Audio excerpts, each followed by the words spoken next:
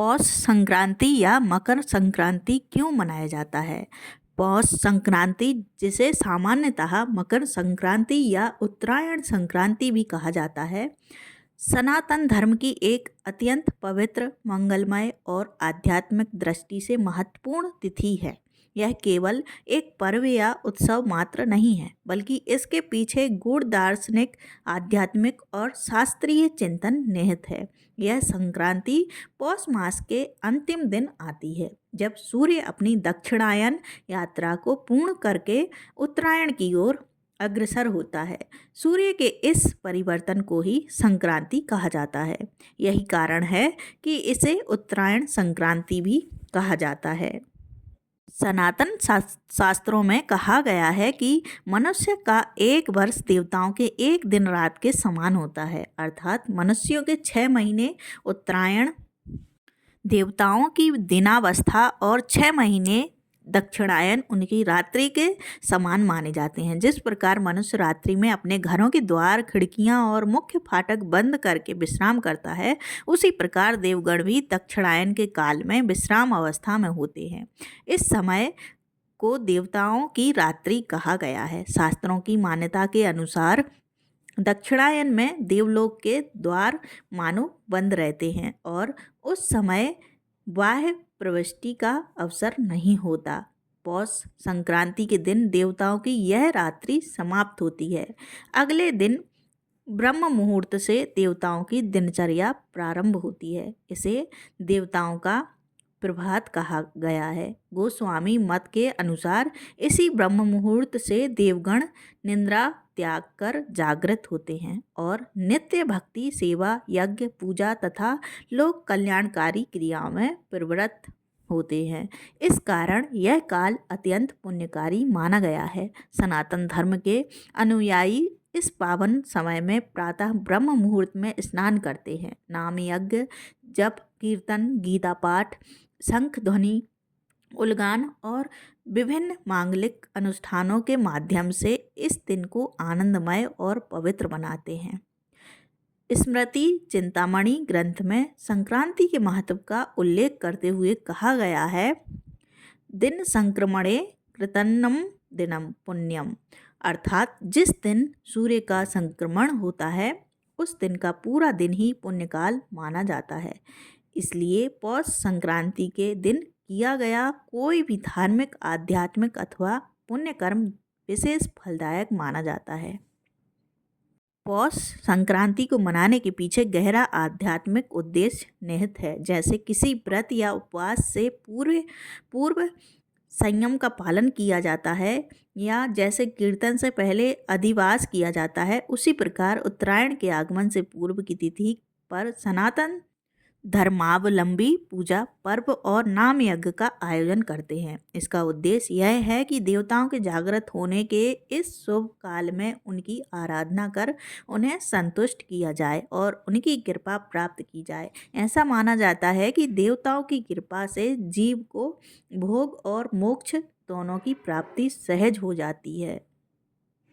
मनुष्य अपनी सीमित शक्ति से जो कार्य नहीं कर पाता, देवगण उसे सरलता से संपन्न कर सकते हैं। इसी भाव से उत्तरायण के शुभ क्षण में जब देवगण पूर्णतः जागृत होते हैं, ब्रह्म मुहूर्त में स्नान समापन के पश्चात आह्निक कर्म करके पुष्प, तुलसी और प्रसाद अर्पण के द्वारा यज्ञ, पूजा, प्रार्थना और अतिथि सेवा की जाती है। इस सब का अंतिम उद्देश्य एक ही है, भोगलोक से ऊपर उठकर भगवत धाम की ओर अग्रसर होना और उस पुण्य इस सुकृति को अर्जित करना जो जीव को परम धाम तक ले जाती है। सनातन दर्शन के अनुसार जीव का वास्तविक निवास स्थान भगवत धाम ही है। वहीं जीव का शाश्वत, आनंदमय और सत्य स्वरूप का स्थान है। भागवत धाम में अनंत सौंदर्य, अनंत माधुर्य और अनंत आनंद विद्यमान है, जिसका आस्वादन केवल वही भक्त कर पाते हैं जो शुद्ध भक्ति और पुण्य संस्कारों से युक्त होते हैं। इसी सुकृति की प्राप्ति के लिए ऋषियों ने उत्तरायण के पूर्व काल को विशेष महत्व दिया है। यह माना जाता है कि इस समय देवगण शुद्ध और निर्मल भाव में होते हैं, इसलिए इस काल में की गई प्रार्थना शीघ्र फल प्रदान करती है और देवताओं की करुणा सरलता से प्राप्त होती है। दक्षिणायन की अपेक्षा उत्तरायण में किया गया पूजा पाठ अधिक फलदायी माना गया है, क्योंकि देवताओं की निद्रावस्था की तुलना में उनकी जागृत अवस्था में की गई आराधना अधिक प्रभावी होती है। इसी कारण उत्तरायण संक्रांति का महत्व अत्यधिक बढ़ जाता है। उत्तरायण संक्रांति का एक अत्यंत महत्वपूर्ण ऐतिहासिक और आध्यात्मिक संदर्भ महाभारत से भी जुड़ा हुआ है। कौरवों और पांडवों के बीच हुए कुरुक्षेत्र के युद्ध में विश्वविख्यात वीर, महाप्राज्ञ, जितेंद्रिय और सर्वत्यागी महापुरुष भीष्म पितामह का महाप्रयाण इसी उत्तरायण से संबंधित है। भीष्म पितामह महाभारत युद्ध में कौरव पक्ष के प्रमुख सेनापति थे और उन्होंने अपने अपराजेय पराक्रम से युद्ध के 10वें दिन तक पांडवों को रोके रखा। युद्ध के 10वें दिन सूर्यास्त से कुछ पूर्व अर्जुन के तीक्ष्ण बाणों से आहत होकर भीष्म पितामह रथ से भूमि पर गिर पड़े, किंतु उन्होंने पृथ्वी का स्पर्श नहीं किया, बल्कि बाणों की तीक्ष्ण सैया पर लेट गए। उन्हें इच्छा मृत्यु का वरदान प्राप्त था, इसलिए उन्होंने तत्काल प्राण त्याग नहीं किया। उन्होंने शरीर त्याग के लिए उत्तरायण की प्रतीक्षा की। लगभग 18 दिनों तक वे सरसैया पर लेटे रहे और अंततः पौष संक्रांति के दिन योग बल द्वारा शरीर का त्याग किया। शास्त्रों के अनुसार भीष्म पितामह मृत्यु के पश्चात भगवत धाम नहीं गए, क्योंकि वे मूलतः अष्टवसुओं में से एक द्युम्न नामक देवता थे। महर्षि वशिष्ठ के शापवश उन्हें पृथ्वी पर मानव रूप में जन्म लेना पड़ा और जीवन भर ब्रह्मचर्य तथा कठोर धर्म पालन करते हुए उन्होंने अपने कर्मों का भोग किया।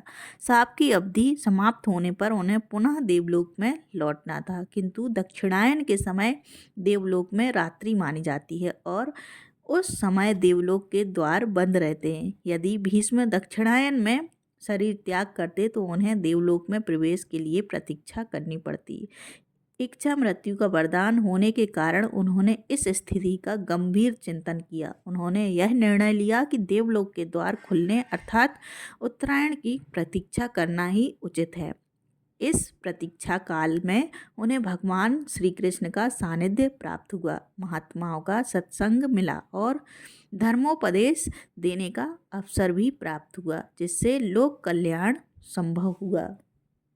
भीष्म पितामह के इस महान निर्णय और महाप्रयाण ने उत्तरायण संक्रांति को और भी अधिक महिमा मंडित कर दिया। यही कारण है कि सनातन धर्मावलंबियों के लिए यह तिथि केवल सूर्य के परिवर्तन का पर्व नहीं, बल्कि त्याग, विवेक, धर्म और मोक्ष की प्रेरणा देने वाला दिवस बन गई है।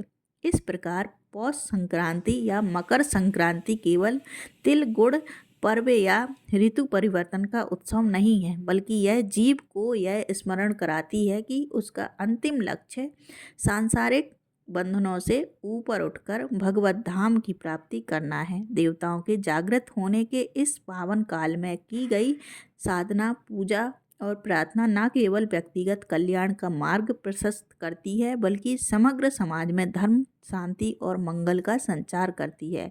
इसी भाव के साथ पौष संक्रांति को श्रद्धा, भक्ति और शुद्ध आचरण के साथ मनाया जाता है। यह पर्व हमें आत्मचिंतन, संयम की सेवा और भक्ति का संदेश देता है तथा जीवन को उत्तरायण अर्थात उज्ज्वल, पवित्र और दिव्य दिशा की ओर मोड़ने की प्रेरणा देता है। सभी को पौष संक्रांति की हार्दिक शुभकामनाएं। तो दोस्तों, आपको यह वीडियो कैसी लगी कृपया कमेंट करके ज़रूर बताएं। वीडियो पसंद आया हो तो लाइक करें, चैनल को सब्सक्राइब करना ना भूलें। धन्यवाद। जय श्री कृष्णा। राधे राधे।